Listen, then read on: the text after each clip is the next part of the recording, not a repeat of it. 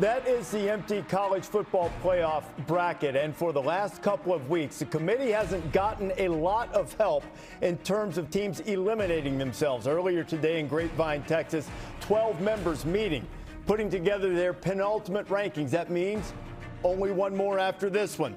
It comes Sunday. That's the final exam, and only a few more data points left to be unveiled on Conference Championship Weekend. Glad to have you with us. College Football Playoff Top 25. Only until the bottom of the hour before college basketball tonight. Reese Davis, Booger McFarland, Joey Galloway, and Greg McElroy. What are you looking forward to tonight? Well, the committee has jumped Ole Miss with Oregon and Texas Tech. That's when they had Lane Kiffin as their head coach. Now that he's at LSU, what does the committee do with Ole Miss? I can't wait to find out. I want to see at the top of the rankings, 19 through 23 lost. There's been a lot of losses in that 20 to 25 area in the past couple of weeks. I want to see what happens Group of 5. Tulane has been the only Group of 5 team ranked. They were at 24. Does a team like JMU now jump into the rankings? I want to see what happens in that Group of 5 area. Yeah, I mean, 21 through 25 might tell the story, too. Is Tennessee in there? Is Missouri in there? Because that benefits Bama. Is Navy in there? That benefits Notre Dame. I think there's a lot to learn in the back half of the rankings, but also it's still, to me, it's been this way from the beginning.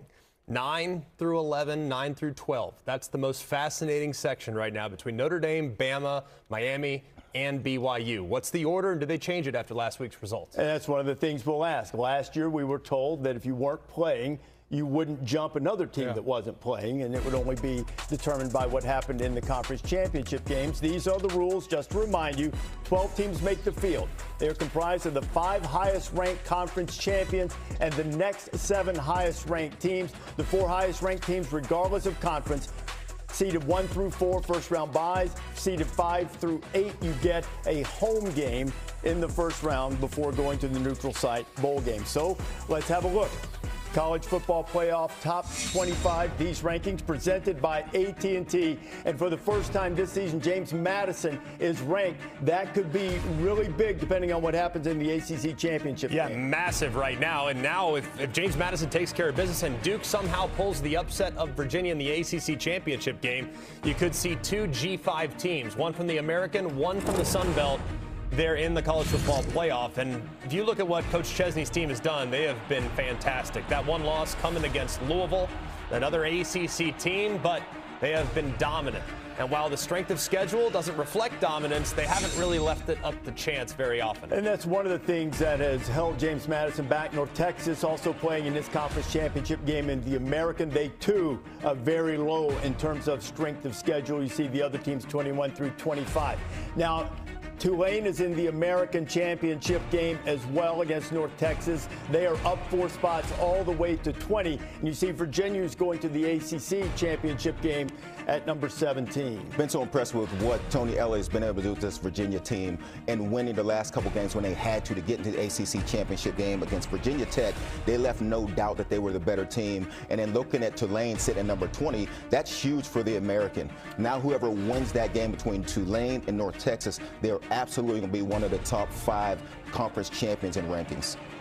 All right, let's start counting them down because this next group is going to show you where the cut line is and also where the pecking order is. Utah finishes with 10 wins, but they're down 2 spots. The run would seemingly be over for the Utes in terms of trying to get into the college football playoff. Number 14.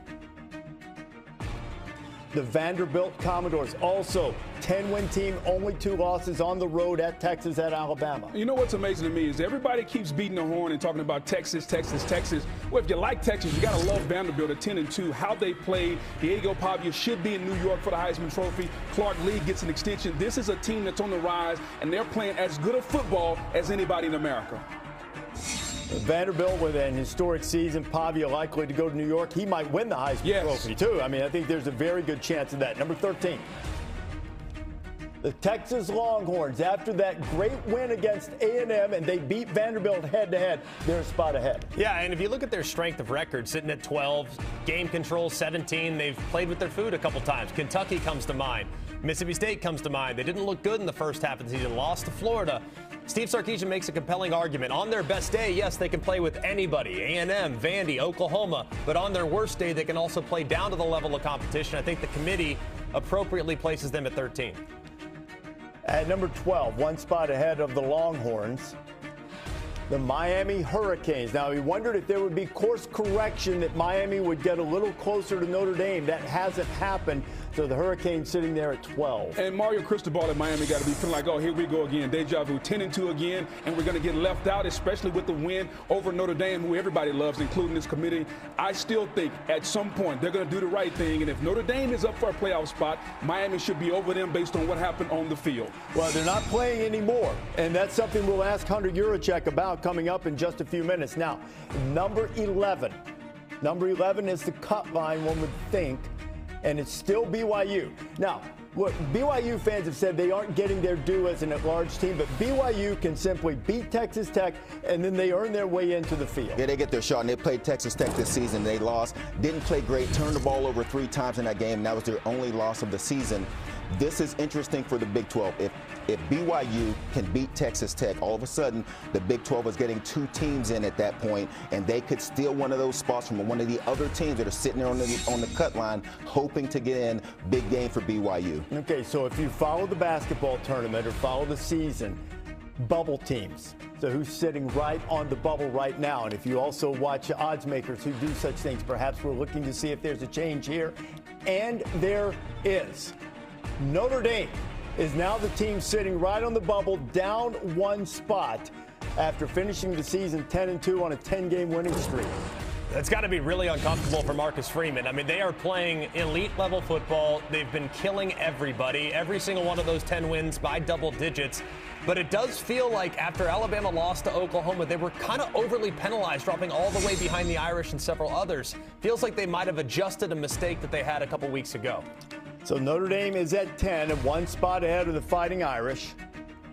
Is Alabama. After beating Auburn, they go up 1. Now, this comes down to the classic metrics versus football judgment evaluation. Alabama clearly has the better case over both Notre Dame and Miami by metrics, but it's not a crazy thing to look at Notre Dame and Miami and say, I think they're a better team than Alabama. Yeah, especially the way Notre Dame has been playing, and Greg mentioned it, the way they've been blowing people out. I'm surprised to see Notre Dame drop 1. But again, we will see Alabama play against Georgia this weekend and see what they are. But I'm surprised to see that switch. It will be interesting to see. Alabama has another game to play.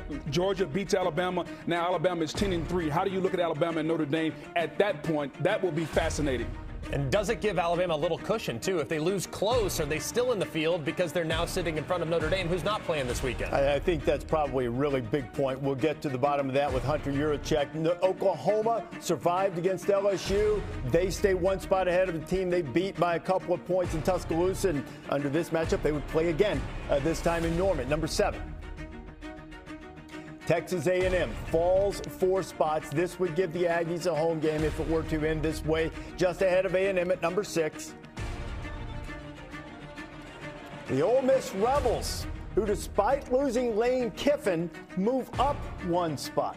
And yeah, and I think this is fair. When you look at them at 11-1, it was announced earlier, Lane said that Charlie Weiss Jr., the play caller, will now be able to call plays for Ole Miss into the playoff. I think that'll be a bonus factor for them. But if you look at Ole Miss, with the quarterback being as hot as he's been, Pete Golden, the defensive coordinator, is still there, they will be able to make some noise in the playoff. So Ole Miss is at number 6. Safely in the field, not playing anymore. Alabama's playing Georgia. Alabama, Ole Miss, Texas A&M, Georgia all finished tied, and Alabama, Georgia won the tiebreakers in the SEC. Oregon's up a spot into the top 5. Things fall their way. Maybe they wind up with a bye in the first round. At number 4, we presume that is going to be Texas Tech, and it is. Red Raiders can win the Big 12 when they take on BYU, maybe get a first-round bye. Georgia, as we've mentioned, plays Alabama in position to get the bye. And then the top 2 will play in the Big 10 championship game. You know, we could wind up with this thing on Selection Day and have 3 of the 4 byes come from the Big 10. That would be amazing. The same thing I was thinking, Reese. That would be amazing for the Big 10. Okay, so now based on the current rankings, bracket brought to you by AT&T, you see the 4 teams with the bye, and you see the matchups. Now, look at how we're doing 11 and 12 now. We're not projecting teams. These will be the 4th and 5th highest ranked conference champions. Logic would dictate if Virginia beats Duke, they'll go into that 11th spot, and the 12th spot then would go to the American champion. If Duke wins, then it's probably going to be the American champion, either Tulane or North Texas, and James Madison. If James Madison wins, door also could be open for the Mountain West if James Madison were to be upset. A lot of Duke fans out there this weekend. A lot of Duke fans. A lot of Troy fans, too, maybe from the Mountain West. You never know. So what's a big takeaway for you here initially? Well, I continue to look at 8 through 12. And when you look at Oklahoma, Alabama, Notre Dame, BYU, and Miami, Miami's sitting there at 12. If you're Miami at 10-2, you're staring up to these two teams. There's really nowhere for Miami to go. And I think Miami feels like that, yeah, we lost some games, but we're playing really good football right now. Carson Beck is starting to play well. And if we're going to talk about other teams like Notre Dame got better throughout the season, how come Miami can't get better? How come Miami can't be playing their best football right now? 2 years in a row, a 10-2 Miami team, regardless of what you think about how they played, might get left out of the playoff. And to me, that doesn't seem right. Regardless of how you think they might have played, that does count in this. And so it's interesting to me to see what happens if Alabama happens to lose to Georgia, because they're sitting in front of two teams that aren't playing football this upcoming weekend, and it's going to have the question mark of how important is it to get to this conference championship. A&M might have done themselves a favor and not having to play an extra game and getting a home game in this situation. That's going to be interesting to see what happens with those wins and losses in the championship games. And the committee set a precedent last year. And a different committee, different people on the committee. This exact same scenario, we sat here last year, talked about SMU. Yeah. SMU had to play on Conference Championship Saturday. They lost that game to Clemson. Clemson won the ACC. What was going to happen with SMU? Would they drop behind Alabama, Ole Miss, Miami, and South Carolina? That was the big question. Who would get in? And the committee did not penalize the team that was required to play that 13th data point. So I think at this point, based on what we saw tonight, assuming Bama doesn't get steamrolled by 28 points, 21 points plus, I think Bama's in the field, regardless of the outcome of Saturday's game.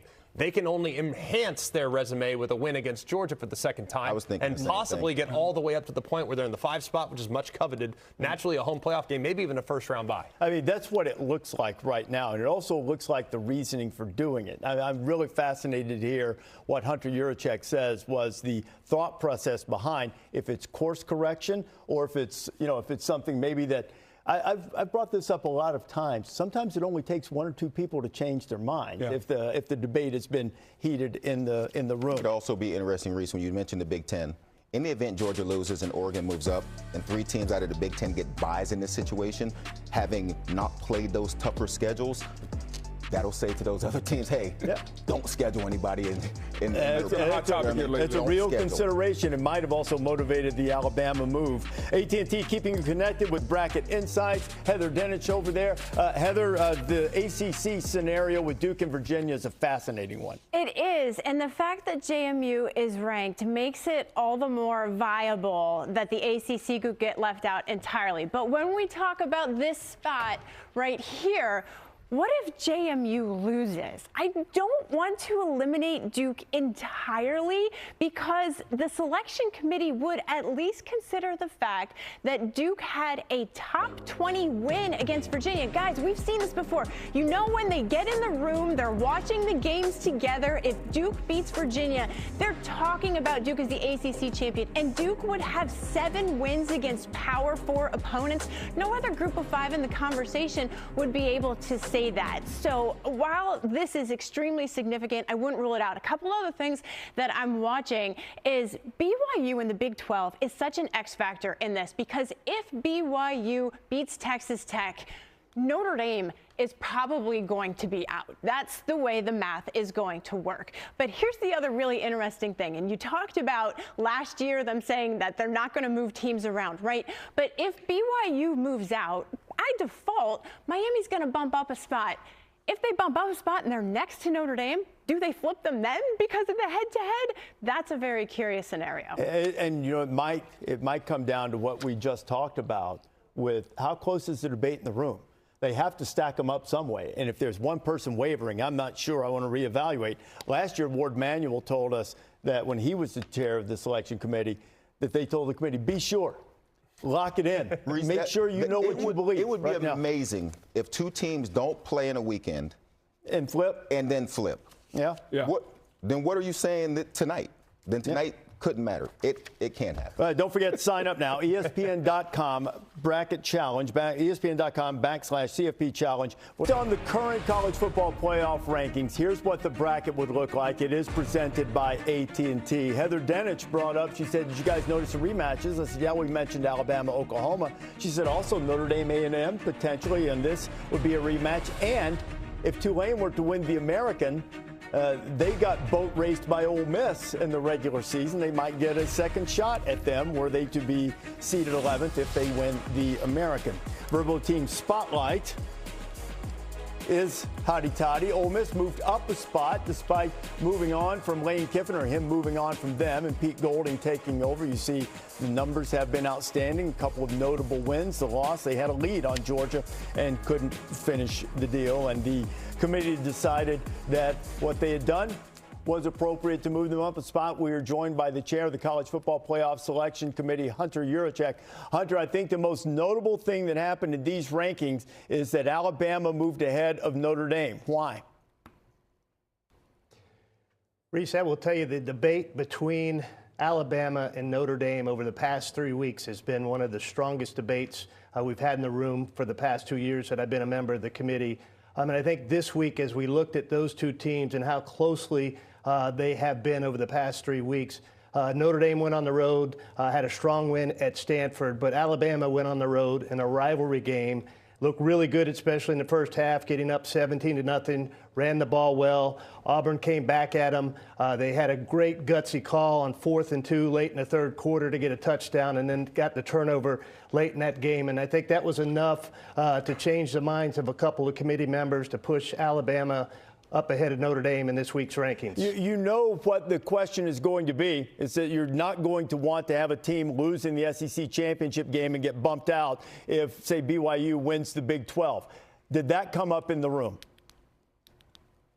It did not, Reese. We will evaluate the results of the championship game after they are all completed over the weekend. Okay, here is a really important factor, too, because you're still honoring head-to-head between Alabama and Oklahoma with the Sooners being up. But it has not carried the day for Miami and Notre Dame. Neither Miami nor Notre Dame play anymore. Among the teams who are finished playing, do not play this week, can their order flip next Sunday in the final rankings? Or is the order for the teams whose hay is in the barn, whose resume is complete, are they set in terms of where they are relative to one another? Great question, Reese. The management committee during the offseason provided some clarification to some comments that were made last year. And indeed, idle teams can move following the results of the championship games and how they impact the teams that are around those that play in the championship game, and data such as strength of schedule, teams that may be idle. So, yes, teams that are idle can move up or down. So we're not set with Miami definitively being behind Notre Dame no matter what. Is that fair to say? Reese, following the championship games, we will re-rank the top 25 teams, and we'll see where they fall. I'm going to take that as the Canes still have a chance. Hunter, thanks a lot for being with us, and we look forward to talking to you on Sunday. And congratulations on the hiring of the new field is Alabama. Alabama in the Iron Bowl. Ty Simpson didn't put up huge numbers, but he made 3 spectacular throws. 3 of the touchdown passes to Isaiah Horton. They also moved up a spot in the rankings, seemingly putting them in the field, barring getting blown out by Georgia. If Alabama were to beat Georgia and win the SEC, they go all the way up and get a first-round bye? I don't think they get a bye. I think they get somewhere in the 5 or 6 neighborhood. I think the committee values Alabama's consistency, beating the 4 ranked teams in a row going through that stretch. When they're good, they can beat anybody. But I just think that loss to Florida State is probably going to keep them out of a first-round bye. Yeah, I don't think they're getting up there either, even though they've had an amazing season. And they played a really good first half against Georgia the first time around, and they actually ended up winning the game because of that first half. They're going to have to play 4 quarters to get them this time. If they do win that game, I'm with Boog. They're getting in that 5 to 6 to 7 area. I think they're going to bye if they win.